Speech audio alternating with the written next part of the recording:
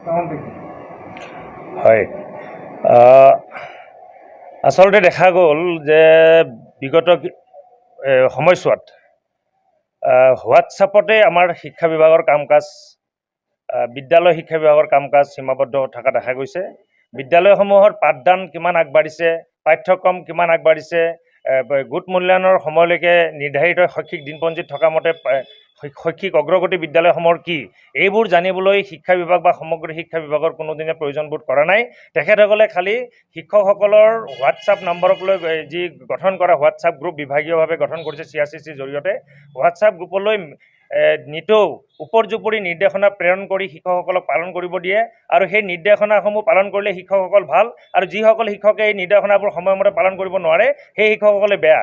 কিন্তু বিদ্যালয়ত পাঠদানত কিমান আগবাঢ়িছে, পাঠ্যক্ৰম কিমান আগবাঢ়িছে সেইসমূহ খবৰ ল'বৰ কাৰণে কোনোদিনে বিদ্যালয়লৈ শৈক্ষিক পৰিদৰ্শনৰ কাৰণে কোনো বিদ্যালয়লৈ কোনো বিষয়া বা কোনো ধৰণৰ বিভাগীয় বিষয়া বা বিদ্যালয় পৰিদৰ্শক স্কুললৈ যোৱা আজিকালি বন্ধ হৈ গৈছে। কিন্তু শেহতীয়াকৈ ইমানেই নিৰ্দেশনা যে নিতৌ আমাৰ হোৱাটছআপ গ্ৰুপসমূহলৈ অহা হৈছে যে দিনে নিশাই নিৰ্দেশনা ওপৰজুপৰি নিৰ্দেশনা এটা দিনতে 10টা 15টাকৈ নিৰ্দেশনা শিক্ষা বিভাগে প্ৰেৰণ কৰে। আনকি নিশাৰ ভাগতো নিৰ্দেশনা প্ৰেৰণ কৰি শিক্ষকসকলক ব্যতিব্যস্ত কৰি তোলে। নিশা 10-11 বজাত এক নিৰ্দেশ প্ৰেৰণ কৰিব আৰু পিছদিনা ৰাতিপুৱাই গৈ সেই নিৰ্দেশ কাৰ্যকৰী কৰিব লাগে। আৰু এই ধৰণৰ ওপৰজুপৰি নিৰ্দেশনা হাতত সময় নিদিয়াকৈ দিয়া নিৰ্দেশনাৰ ফলত কোনোটো কামেই কোনোটো কাৰ্যসূচীয়ে বিদ্যালয়সমূহে আচলতে ভালকৈ ৰূপায়ণ কৰিব নোৱাৰে।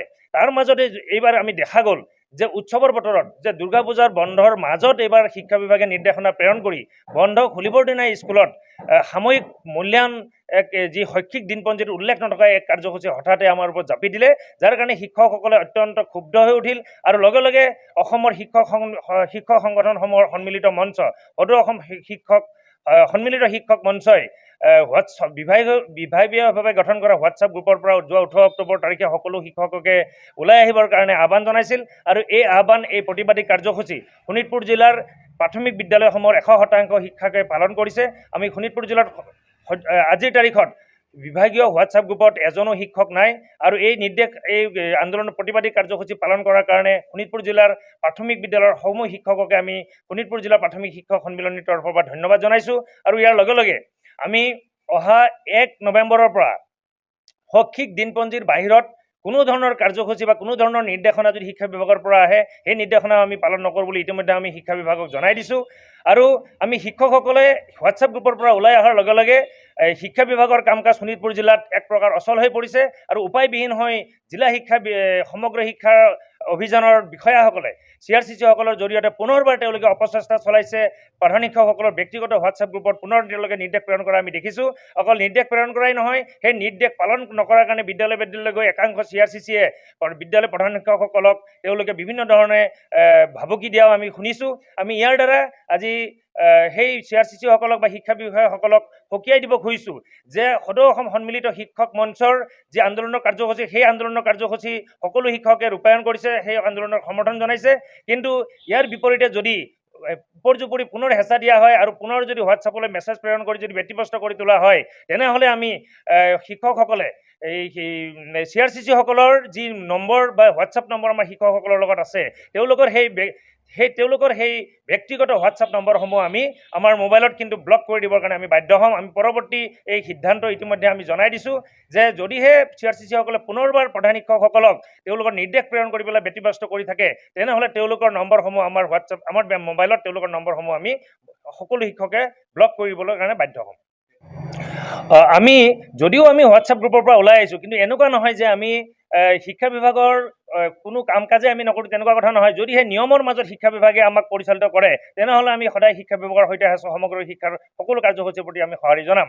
ইতিমধ্যে আমি ব্যক্তিগত মোবাইলৰ জৰিয়তে শিক্ষা বিভাগৰ কাম কাজ নকৰোঁ বুলি ইতিমধ্যে আমি প্ৰায় 3 বছৰ আগতে উচ্চ ন্যায়ালয়ৰ দ্বাৰস্থ হৈছিলোঁ। আৰু তেতিয়া উচ্চ ন্যায়ালয়ে শিক্ষা বিভাগক নিৰ্দেশ দিছিল যে শিক্ষকসকলৰ ব্যক্তিগত মোবাইলত তেওঁলোকৰ কোনো ধৰণৰ কাম কাজ কৰিব নালাগে, আৰু বিদ্যালয়সমূহক শিক্ষা বিভাগে টেবলেট বা মোবাইল যোগান ধৰিব লাগে। আৰু সেই উচ্চ ন্যায়ালয়ৰ সেই নিৰ্দেশ মানিয়েই চৰকাৰে বিদ্যালয়সমূহক টেবলেট যোগান ধৰিছিল। কিন্তু এই টেবলেটসমূহত অতি আচৰিত ধৰণে কৌশলপূৰ্ণভাৱে শিক্ষা বিভাগে কিন্তু হোৱাটছআপৰ সুবিধা তাত নিদিলে।